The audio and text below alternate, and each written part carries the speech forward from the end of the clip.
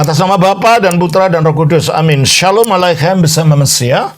Selamat bertemu kembali saudara dengan saya, Episkop Daniel dari Nikopolis, pendiri dan pemimpin dari Gereja Ortodoks Indonesia. Kita akan menjawab pertanyaan-pertanyaan yang sudah saudara kirim kepada saya. Saya akan melanjutkan pertanyaan selanjutnya dari saudara yang pertanyaannya sudah saya print, tetapi namanya tidak terikut karena HP saya hilang, jadi saya tidak bisa menemukan siapa nama yang mengirimkan ini. Ini pertanyaan saya, saudara yang selanjutnya. Seorang rabi dari Orthodox Jews, dari Yahudi Ortodoks, Rabbi Tobias, mengatakan bahwa Taurat tidak memerintahkan orang Israel untuk mempersembahkan manusia, tetapi hanya ternak.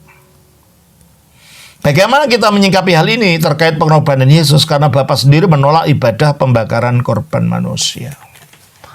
Perjanjian Baru juga tidak mengajarkan ada korban manusia, tidak ada. Dan ketika Yesus dikorbankan itu yang mengorbankan bukan manusia siapapun. Dia melakukannya dengan kerelaannya sendiri. Berarti yang mengorbankan dirinya itu bukan dia menjadi korban karena manusia yang mengorbankan. Dalam hal ini ya memang tidak ada ajaran begitu dalam Perjanjian Baru. Tapi Yesus sendiri yang memberikan tubuhnya untuk menjadi korban dalam pengertian menggenapi korban-korban dalam Perjanjian Lama itu.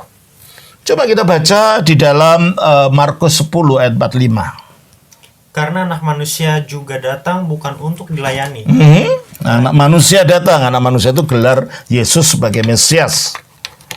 Terus? Melainkan untuk melayani dan untuk memberikan nyawanya. Untuk memberikan nyawanya, terus? Menjadi tebusan bagi orang.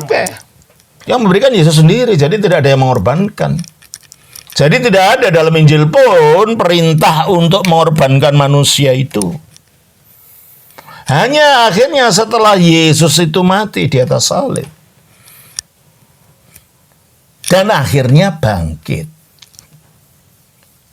Nah ini melalui kebangkitannya ini, orang Kristen mula-mula melihat kalau orang ini mati dan bangkit, berarti orang ini telah mengalahkan kematian. Kita baca dari Roma 6 ayat yang ke-9.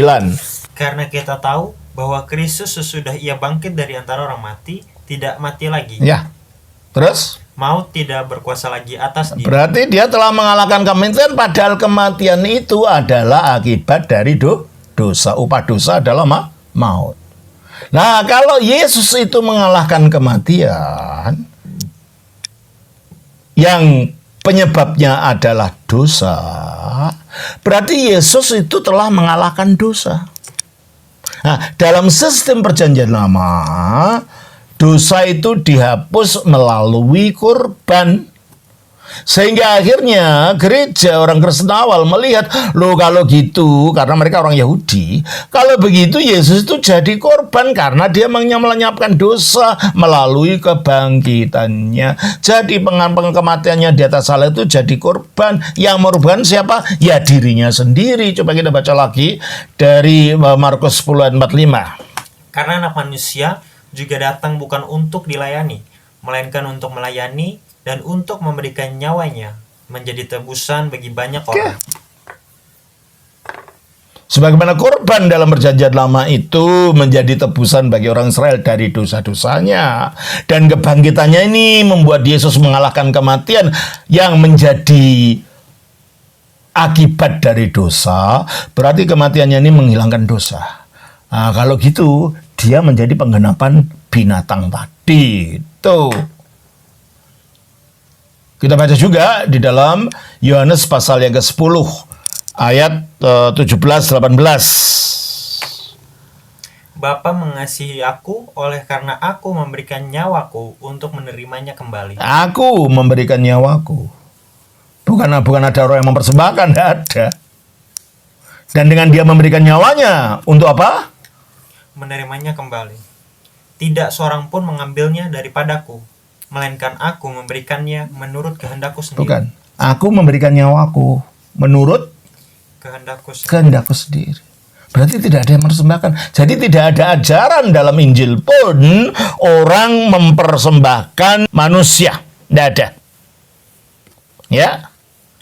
Jadi mungkin ini Rabi Tobias itu mau mengatakan itu orang Kristen itu apa kok manusia dikorbankan? Tidak, bukan manusia yang mengkorbankan. Yesus mempersembahkan dirinya sendiri. Akhirnya dilihat bahwa itu adalah korban penebus dosa berdasarkan kata-kata apa yang dia katakan.